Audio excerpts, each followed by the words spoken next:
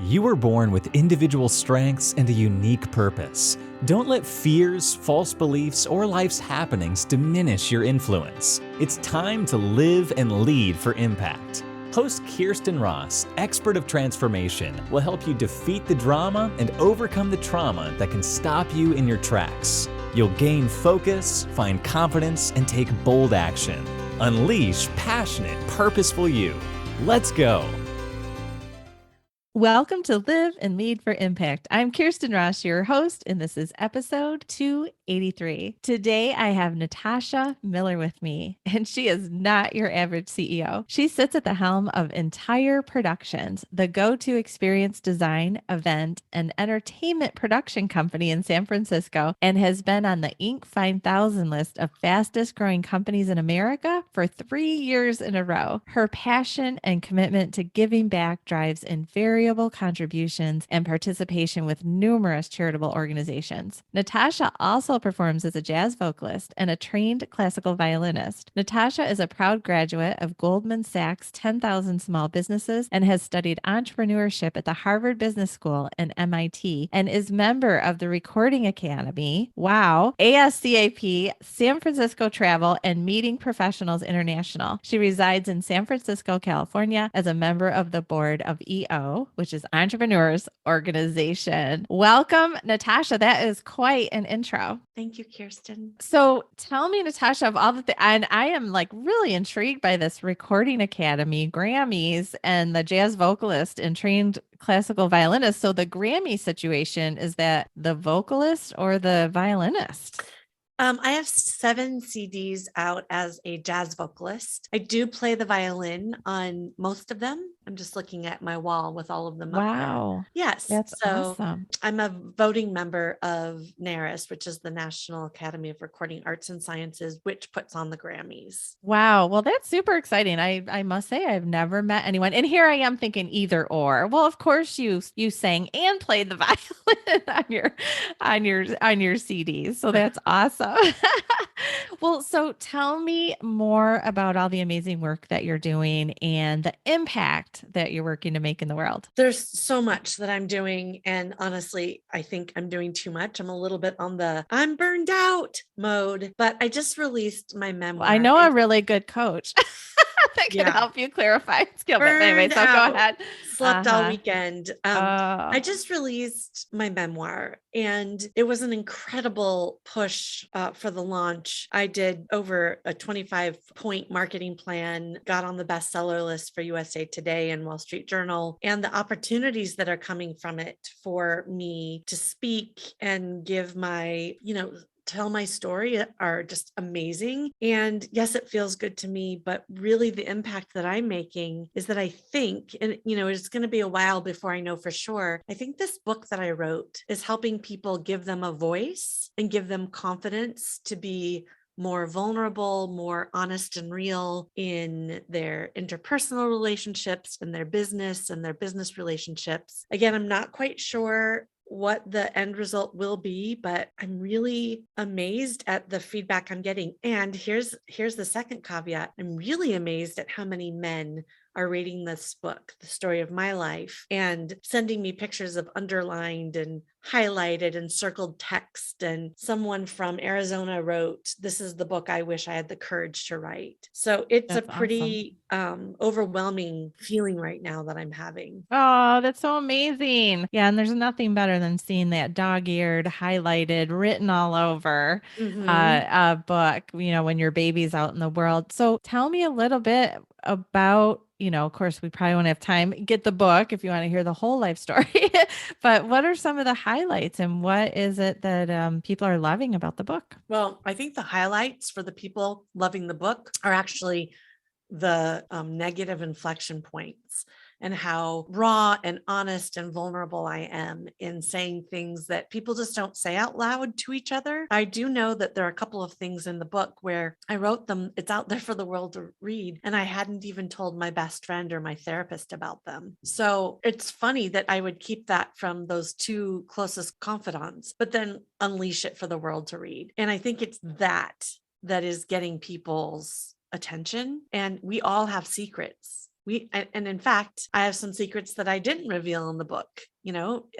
We all have secrets, and to start talking about some of them out loud, I think is what's giving people that jolt of energy and connectiveness. The wonderful things that had happened in the book are, overcoming a really tragic, hardship, trauma-filled life in the middle of the country in Des Moines, Iowa, in the middle of the 80s, and just punching through all of the imposter syndromes, all the naysayers, all the people that didn't support me or didn't see me, and arriving on the other side with a bunch of successes, a bunch of great stories, and a really good life in juxtaposition specifically with how I grew up. Oh, I'm sure it's so motivating. And what I love is that you're sharing, it's super hard to be vulnerable and then put that out. What was that feeling as whoever like pressed the button or hit the thing that actually launched it out? What was the feeling that you were having at that moment? Well, I took 4 years to write the book, which helps with that anxiety of, oh my God, I'm putting my life story out there. Before you publish a book, you have a great editor. Hopefully you have trusted readers that help you see your blind spots and see where, they might be lost or bored, or, they're giving you critical feedback. And then you have an advanced reader team. So you're already getting feedback before you officially push that button to publish to the world. And by that time, your story is known. Oh, also the other people that read it before you launch it are people that are writing endorsements, right? Blurbs for your book. So before it gets out into the world, you've already put it out. Unofficially, and you're already getting feedback. At the beginning, I was like, oh my God, can I even write about this part? And then my editor would be like, yeah, you need to keep that in. That's the part that everyone will know and like and trust you and really know that you're telling the truth. And I was like, oh God, okay. But I will tell you that the feedback, let's say it in a different way. The skeletons and the ghosts coming out of the closet post-launch have been amazing. People are coming out of the woodwork in my personal life with answers to a bunch of questions and secrets and holes. And I think it's going to continue for quite some time. Oh, that's got to be a gift to you, but also a gift to others. I know, you've probably heard the same, but when you tell your story first, you give other people the opportunity to tell their second, like you give them the freedom. Yes. So you are courageous and sharing something difficult. They can see themselves in that and then feel freer. One, they can commiserate or, really connect and not feel so alone with their circumstance. And then also feel freer to share. So that's an amazing gift that you're giving to others. So what experience was it, or what moment had you realizing like, I need to write this book and get this information out? What was the impact that you were looking to make with it? Yes. So I was at a mentorship conference, meaning we weren't being spoken down to by speakers. We were all coming together to share our collective wisdom. And one of the people that were sharing was a published author. And when she was going through the list of things that she could help this small group with, I did have my aha moment. And I thought, oh my gosh, it could be time to start writing my story. At the time, I was in my late 40s. I'm 51 now. And it's easier to write and be reflective as you get older, right? As you have a lot of history behind you, a lot of experience. But there was just something that came over me. Now, I was at this conference to learn how to scale and grow my business past, $20 million in revenue. I did not come to this conference to learn that I was now going to be on this journey of writing a book, but I'm so glad that it happened. As I started writing, I realized the various ways I could affect people. And toward the end, my goal was to impact people positively, and it will be different. It'll be a different amount of impact depending on where you are, the listener or the reader, on your own journey, right? And what you might need inspiration or help with. And again, this is a memoir. It's not a book. Like I didn't set out, I'm going to write an inspirational, motivational book. Or this is not a how-to. You don't get your paper and pencil out and like start writing lists. Hopefully you enjoy the story and you cry a little bit, you laugh a little bit. And within there, depending on who you are and where you are, it could be a nudge or a push, or I might catapult you out of your situation and into one that you really want to be in. That is probably not going to happen. I'm not here to transform people's complete lives, but I'll take the small bits that I'm impacting. That's great. So tell me the name of this book. I don't think we've mentioned it yet, have we? It's called Relentless. Love that. Homeless teen to achieving the entrepreneur dream. Well, that right there says the kind of the distance of the journey. And I'm sure there's a lot of milestones along the way. So that's amazing. So tell me some of the topics that you've been speaking on or preparing to speak on. Yeah, I'm talking about how to thrive despite hardships, which I am a master of. And within thriving, of course, there are moments of letdown and, sadness and depression. Thriving doesn't mean you're just on full throttle joy all the time. I also am talking to people, especially entrepreneurs, about the importance of telling their story, of publishing their memoir. It is important, of course, for these people to write a subject matter book or, a topic that they're an expert on. And that's what entrepreneurs really fall to. But getting them to open up about their hero or heroine journey. We all have one. We all have many, probably, depending on how old we are, right? So I'm speaking on so many different things. I also help people scale and grow their businesses by 50% or more. It's my time to give back my knowledge, my experience, and I'm really loving it. That's awesome. So as you think back to those who are, being impacted by your speaking now in your book, what's one that really comes to mind that truly fuels your passion right now? Tell us that story. A story in the book or story? Since the book. Yeah.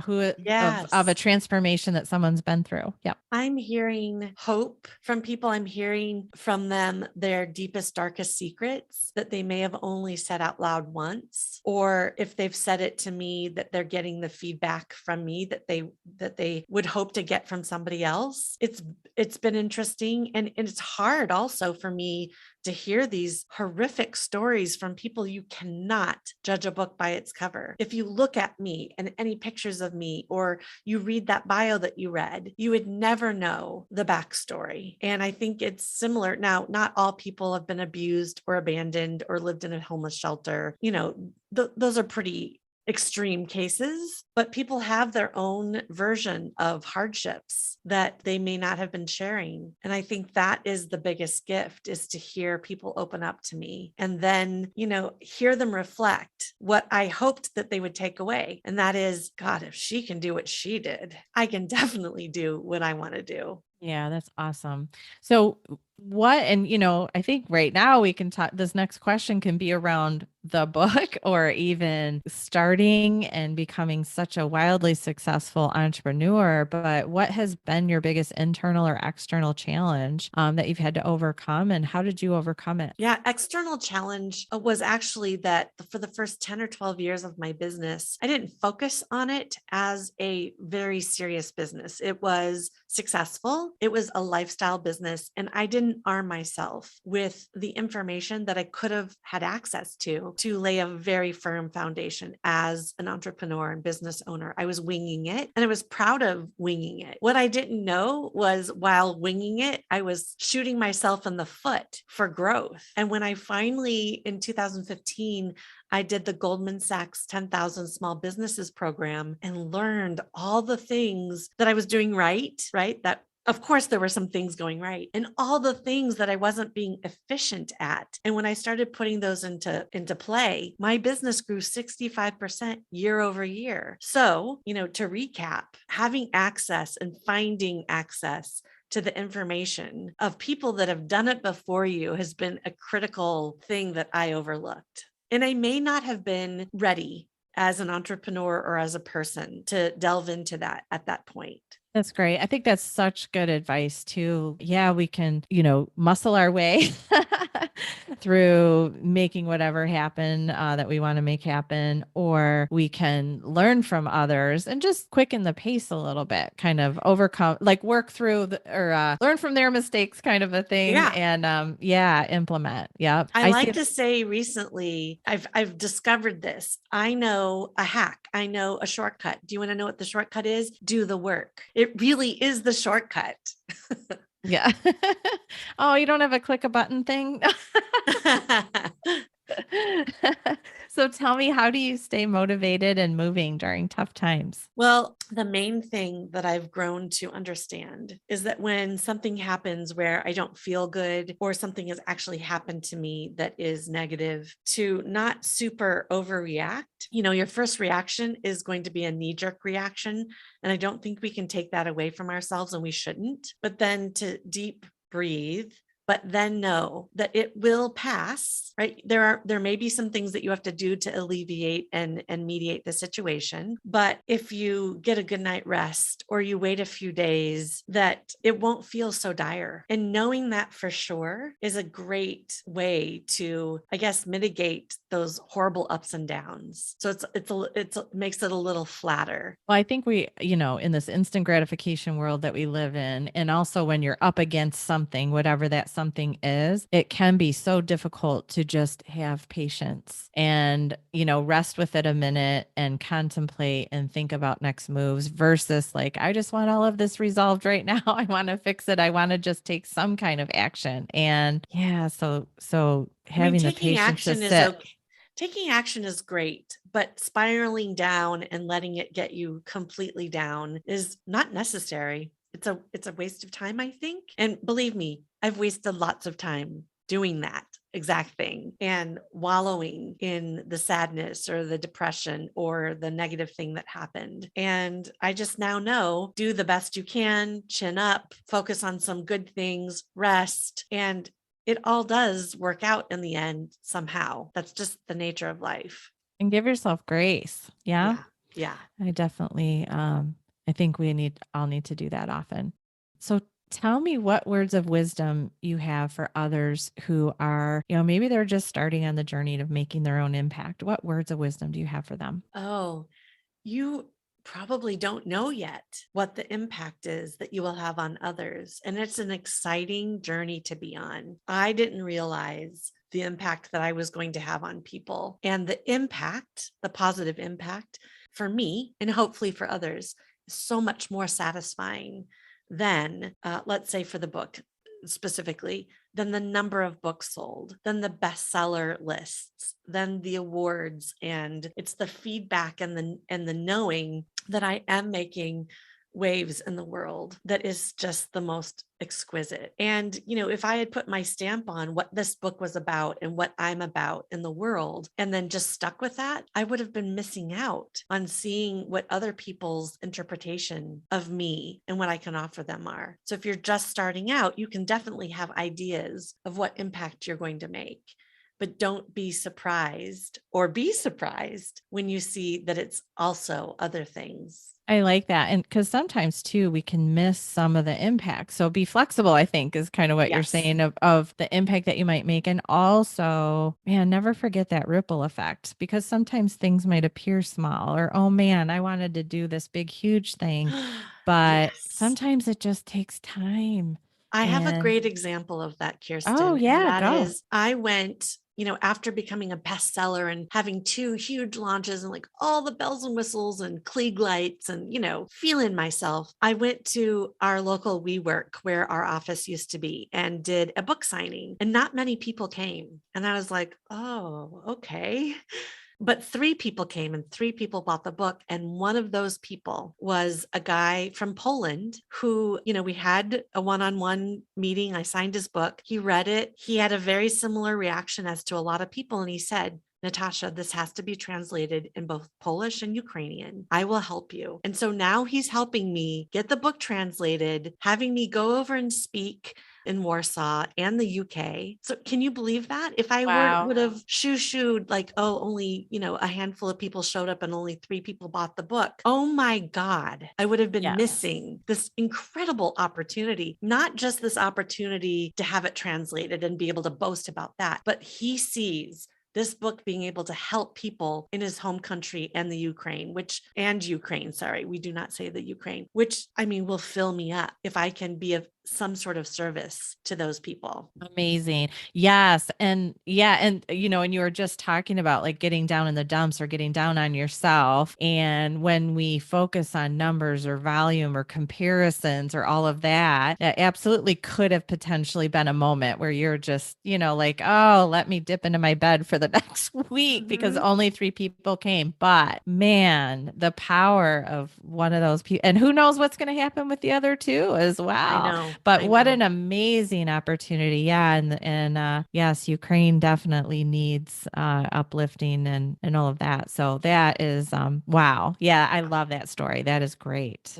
Yes. Well, thank you so much for everything that you've shared today. And thank you for your amazing contribution in the world and all the work that you've done. You have led an amazing life, and it sounds like you've overcome so much. And so if you want to learn the full story of Natasha, please tell the name of your book again. Oh, sure. It's called Relentless, and you can find it on Amazon, Barnes and Noble, all over the place, mostly digitally. They'll ship to you. Although I am trying to do more in-store appearances at Books Inc. and local independent bookstores. Oh, fun. And we will have all of the links to connect with Natasha. So it's Natasha Miller at today's show notes. And you can find those by going to defeatthedrama.com, click on the podcast tab and go to episode 283. And there you will find her Facebook, Instagram, Twitter, all the things, LinkedIn, YouTube. You'll be able to connect with her well. And any final parting thoughts or anything else that you'd like to share? I usually say this, people ask what is something that I want to share that's really important in this. And it's this: no one's going to come save you. No one person is going to save you. You'll have a lot of people and mentors and advisors and friends and such that contribute to your life. And you have it within yourself 100% to save yourself. Yeah, that's sound advice. So thank you so much, Natasha, for joining me today. And if you are looking for resources to help to make your bigger, bolder impact in the world, please hop over to myimpactacademy.com/join. You will find audio, video, PDF downloads, all kinds of resources that I've created over more than 20 years to help you build your team and engage in personal growth, improve your communication, have those healthy relationships and communication, just all kinds of resources there. And every other week you get to spend time with me. So I hope to see you in the Impact Academy. Again, that's myimpactacademy.com/join. And again, Natasha, thank you so much. And get her book, Relentless. Again, I love that title. And thank you again for sharing and being so vulnerable. Thank you so much, Kirsten.